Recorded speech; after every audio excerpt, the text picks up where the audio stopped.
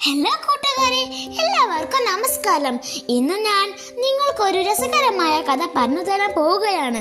നമ്മൾ എല്ലാവരും ചെറുപ്പം മുതലേ കേട്ടുവരുന്ന ഒരു കഥയാണിത്. ഈ കഥയിൽ നിന്ന് നമുക്കൊരു വലിയൊരു പാഠം പഠിക്കാനുണ്ട്. അപ്പം നമുക്ക് ഒട്ടും വൈകാതെ തന്നെ കഥയിലേക്ക് കടന്നാലോ?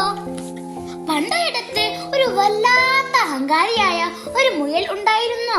താൻ വളരെ വേഗത്തിൽ ഓടുന്നവനാണെന്നായിരുന്നു അവന്റെ വിചാരം.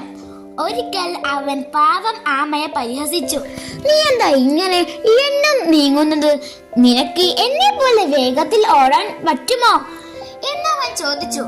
ആമ ചിരിച്ചുകൊണ്ട് പറഞ്ഞു, നമുക്കൊരു മത്സരം നടത്തിയാലോ? മുയൽ അത് സമ്മതിച്ചു. മത്സരം തുടങ്ങിയതും മുയൽ മിന്നൽ പോലെ വേഗത്തിൽ ഓടി മറഞ്ഞു.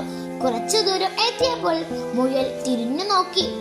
ആമയെ എങ്ങും കാണുന്നില്ല. ആമ വരാൻ ഇനിയും ഒരുപാട് സമയമെടുക്കും. അതുവരെ ഈ മരത്തണലിൽ ഇരുന്ന് ഒന്ന് വിശ്രമിക്കാം എന്നു കരുതി മുയൽ അവിടെ കിടന്നു.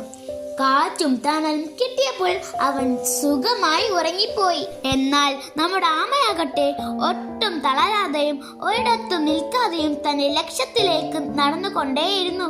വളരെ സമയം കഴിഞ്ഞ് മുയൽ ഉണർന്നപ്പോൾ കണ്ടത് ആമ ഫിനിഷിംഗ് പോയിന്റിന് തൊട്ടടുത്ത് എത്തിയതാണ്. മുയൽ ആഞ്ഞു പിടിച്ചോടിയെങ്കിലും ആമ അപ്പോഴേക്കും വിജയിച്ചു കഴിഞ്ഞിരുന്നു. ഈ കഥ നമുക്ക് തരുന്ന ഗുണപാഠം എന്താണെന്ന് നിങ്ങൾക്കറിയുമോ കൂട്ടുകാരെ?